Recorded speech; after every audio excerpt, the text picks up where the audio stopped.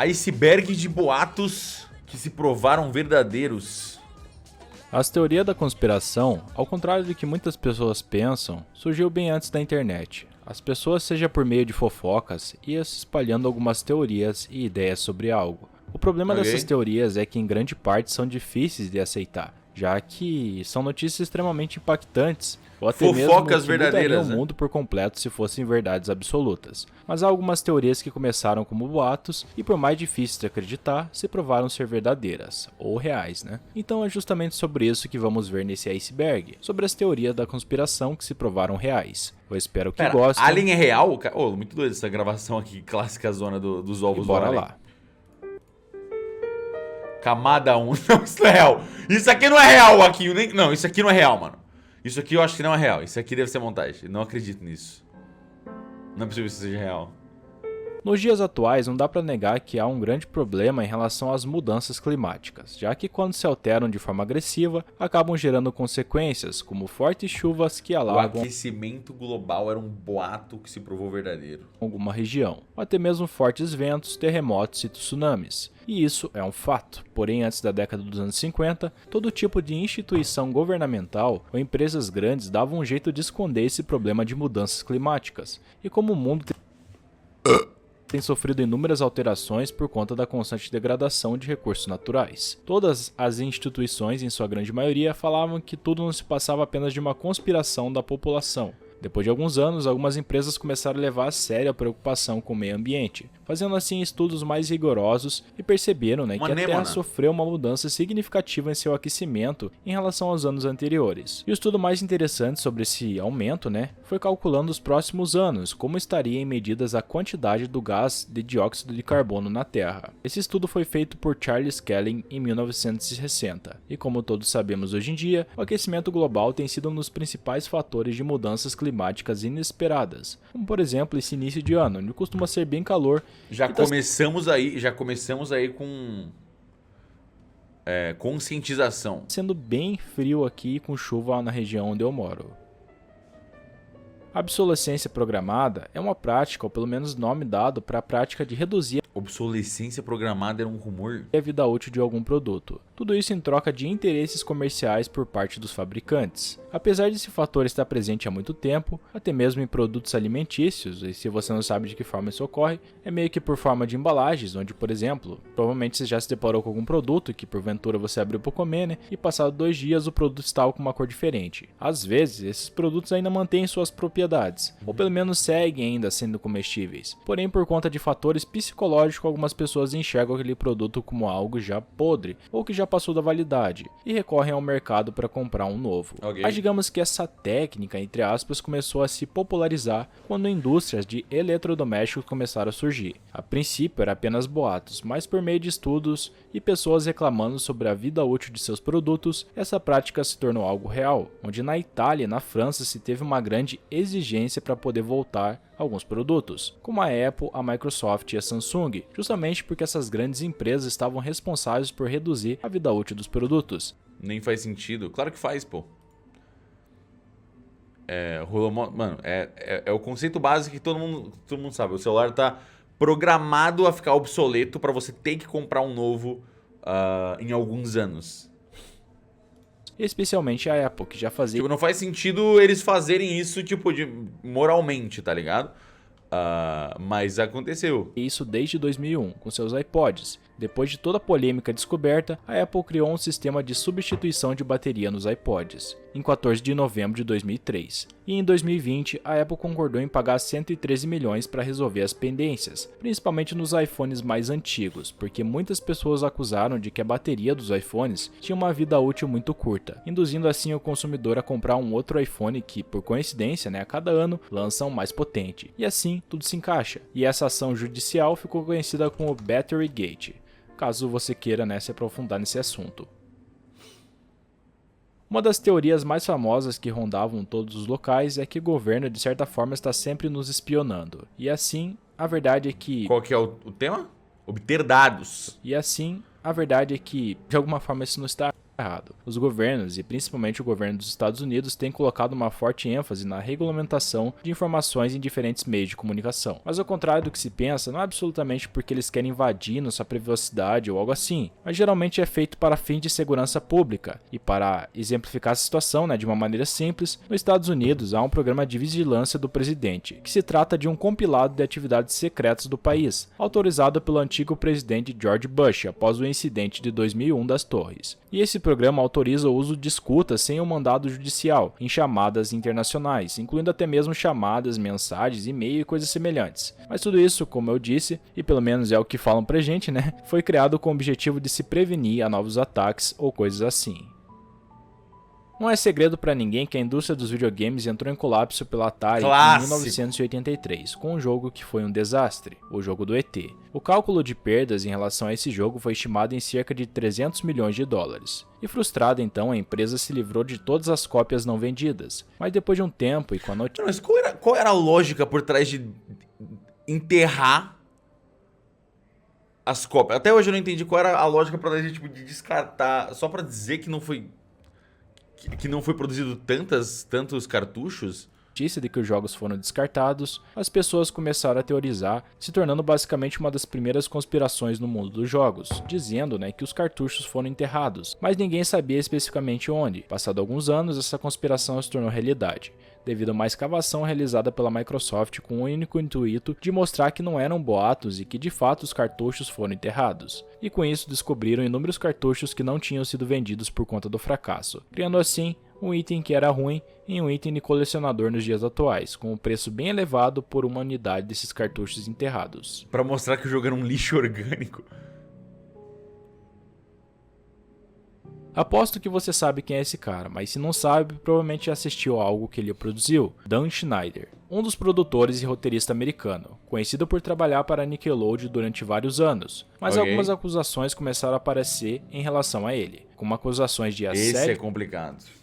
Sexual e comportamento inapropriado perto de atrizes adolescentes. E hoje em dia essas informações são encontradas de forma fácil. Só de pesquisar o nome dele no Google você já acha. Porém, tudo isso se iniciou com uma conspiração no fórum do 4chan, porque em 26 de março de 2010, um usuário que se dizia trabalhar na televisão fez uma publicação no fórum contando que Dan Schneider em algum momento seria preso por questões que envolvem adolescentes. Mas ninguém de fato sabia se era uma pessoa que trabalhava mesmo na TV, ou apenas era alguém tentando sujar a imagem de Dan. Na época, algumas pessoas criticaram esse post justamente achando que era algum engraçadão, tentando derrubar a imagem dele. Mas depois de alguns anos, acusações começaram a surgir, e tudo se comprovou verdade. Dan Schneider saiu da Nickelodeon em 2018 por conta das próprias acusações. Mas ele foi preso? Chegou a rolar algum tribunal, alguma coisa, ou só ficou por isso? Mano, eu nunca soube. Eu sei que rolou muita acusação, mas acho que ele nunca chegou a ser julgado legalmente, né? Só teve muita denúncia e ficou por isso. A história de Jeffrey Epstein é bem extensa, e até os dias de hoje ainda tem inúmeras teorias em relação à sua pessoa. Mas de forma resumida, Jeffrey era um homem de negócios, um executivo que iniciou sua carreira trabalhando na área financeira do banco Bear Stearns, antes de construir seu próprio legado. E antes de começar as acusações e rumores em seu nome, Jeffrey era apenas conhecida por ser um multimilionário que contava com várias propriedades em seu nome. E os rumores e conspirações começaram em 2005, quando a polícia de Palm Beach, na Flórida, começou a investigar ele, se as conspirações em seu nome eram reais. E tudo ficou mais fácil de descobrir depois que um pai denunciou ele por assediar sua filha de 14 anos. Epstein então foi declarado culpado em um tribunal da Flórida em 2008, já que com a denúncia foi descoberto outros casos graves de assédio, e as teorias começam também em relação à sua morte, já que depois de preso, ele foi transportado para o hospital com parada cardíaca, onde foi declarado morto às 6h39 da manhã. O médico legista de Nova York considerou a morte de Epstein por enforcamento, e o mesmo teria tirado sua própria vida, mas algumas pessoas acreditam O cara foi suicidado pra caralho. que ele foi assassinado. Inclusive tem um documentário na Netflix, caso você queira saber mais sobre esse caso. Bom, sem primeiramente dizer ou acusar, Shakespeare era sim um escritor. Isso não tem provas, né, o do Shakespeare. Mas eu lembro de um áudio muito bom de 1 hora sobre a identidade do Shakespeare, que ela nunca foi comprovada? Shakespeare era sim um escritor, mas o que muitas pessoas teorizam é que Shakespeare não escreveu grande parte de suas obras. Tudo isso porque, segundo algumas lacunas historiográficas, William nunca teve acesso a uma educação clássica de primeira linha, que só estavam em alcance da nobreza, que são os principais argumentos invocados pelos céticos. E esse tópico, na realidade, não dá pra dizer que é uma conspiração real, mas dá pra dizer que tem uma possibilidade, já que ele não era da nobreza. E algumas pessoas também dizem que nessa época o apelido Shakespeare foi muito utilizado por vários escritores daquela época, deixando assim a situação ainda mais difícil de realmente saber qual Shakespeare era, né? E aqueles que questionam se William Shakespeare foi verdadeiramente o autor original das peças atribuídas a ele são chamados de anti-Stratfordianos, enquanto aqueles que não possuem qualquer dúvida sobre isso são chamados de Stratfordianos. Enfim, é bem complexa essa teoria e eu apenas queria repassar para vocês a ideia dela, e por que ele pode ter um certo sentido, né? Ok. Camada 3. Essa não foi realmente provada a verdade, né? Mas a gente segue porque às vezes tem que encher linguiça mesmo. Shadowban se iniciou como uma especulação que, de acordo com diferentes meios de comunicação, ele seria o responsável por diminuir o alcance de alguma publicação em suas redes sociais, como se sua conta caísse em um limbo profundo. No início, isso foi inclusive negado, até mesmo por pessoas de nome muito importante, como Mark Zuckerberg e até mesmo a Susan, a CEO do YouTube. E tudo isso com a ideia de que as pessoas tirassem isso de circulação. Mas como sabemos, por mais que não seja totalmente oficial pela palavra dos donos da rede, assim é o Shadowban, onde se você tem pouco engajamento ou faz algo inapropriado na rede em que você usa, sua conta é colocada nesse limbo e você simplesmente não recebe mais curtidas ou até mesmo visualizações no caso do YouTube. E infelizmente isso é muito triste, principalmente para quem trabalha com a internet, porque afeta inúmeros criadores de conteúdo ao redor do mundo. O caso de Roswell, creio que a grande maioria já conhece, mas de forma resumida foi uma notícia que impactou a sociedade americana em 1947, dando o que falar desde então. O governo relatava que o avistamento de um OVNI se tratava apenas de um balão meteorológico. No entanto, muitas pessoas acreditavam que se tratava mais do que isso, e foi assim que chegou na conspiração de que seria uma nave extraterrestre. Mas essa teoria foi invalidada, só que ao mesmo tempo o objeto não identificado também não se tratava de um balão meteorológico. E em 1994, a Força Aérea Americana divulgou um relatório em que admitiu ter escondido informações sobre esse caso, porque o que teria sido avistado e que caiu no Rancho Foster foi um balão ultra secreto chamado Mogul, criado com o principal objetivo de monitorar o programa soviético de armas nucleares da época. Então não era um OVNI, mas de fato foi ocultado informações sobre o caso, e realmente era algo de maior impacto do que um balão meteorológico. Eu acho que eu nem preciso comentar sobre o que são Illuminati ou até mesmo maçons. Todo mundo conhece uma breve definição, ou o que supostamente fazem. Geralmente são conhecidos por ter algo oculto ou sombrio. Então o que eu acabei de dizer não é com base da minha opinião, mas sim com base da sua enterrar o jogo dele. Popularidade. Mas há uma teoria que, mais que uma teoria, é um fato. E devemos entrar nos primórdios dos Estados Unidos e citar pelos principais responsáveis pela independência do país: Thomas Jefferson, George Washington e Benjamin Franklin. E era justamente sobre o Benjamin que tinha uma especulação que ele era maçom. E sim, de fato ele era. Ele participava da comunidade desde fevereiro de 1731 na Filadélfia. Também foi membro de várias lojas na França, e seu papel na maçonaria teve grande importância para a nação. Ele chegou até mesmo a fazer sua própria fraternidade. Muito doido, mas não sei porque os caras fazem essas... Tem todo um grupo ao redor de trabalhar com madeira. Eu não...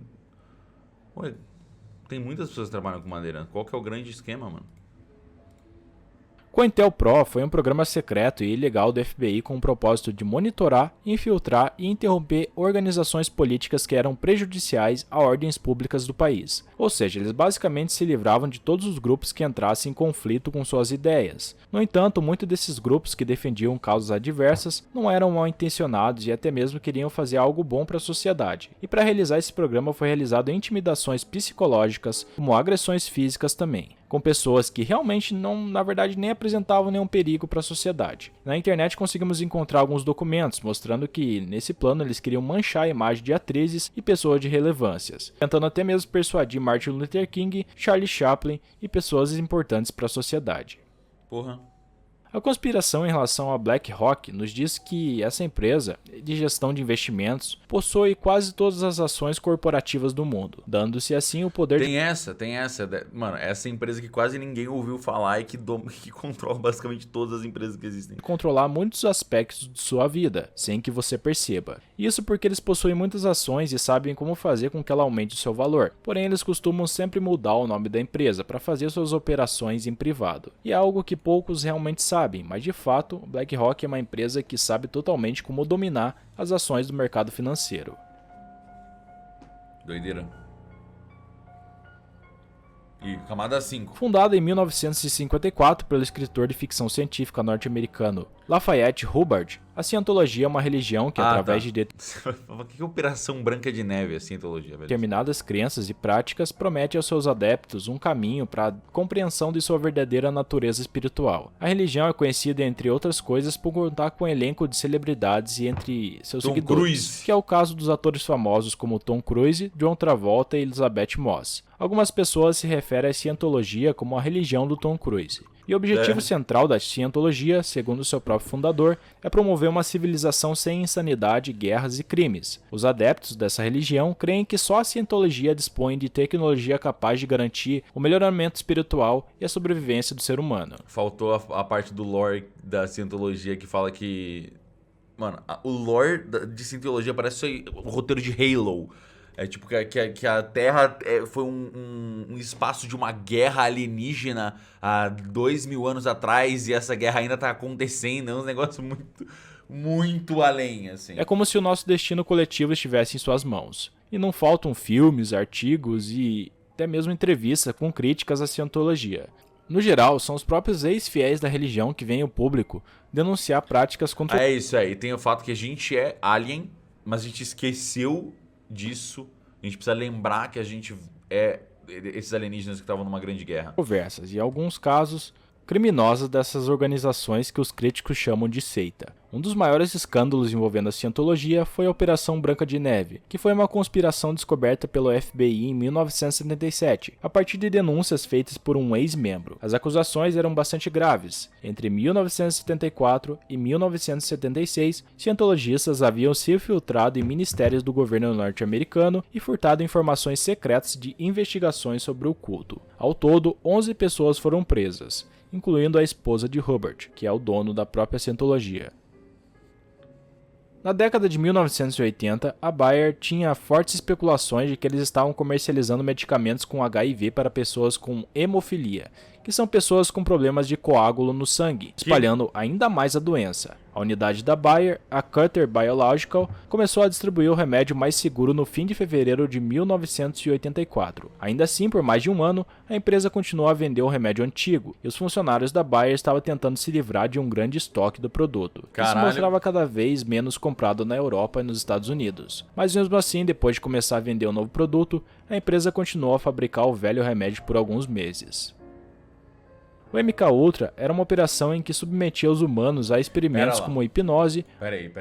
MKUltra nunca se provou verdadeiro. Que porra é essa? barbitúricos nocivo e até mesmo a quantidade Não no sentido de que, tipo, de que as pessoas de fato acontecia o que as pessoas acham que acontecia, tá de ligado? radiações, mas foi ordenado há uns bons anos atrás a destruição de muitos registros do projeto de 1973. Grande parte do projeto foi realizado no Canadá, e o propósito era de realmente manipular de forma química e psicologicamente pessoas de grande relevância, ou de altos cargos, e como é de se esperar, muitos dos testes foram feitos sem o consentimento dos envolvidos, mas o projeto nunca deu certo.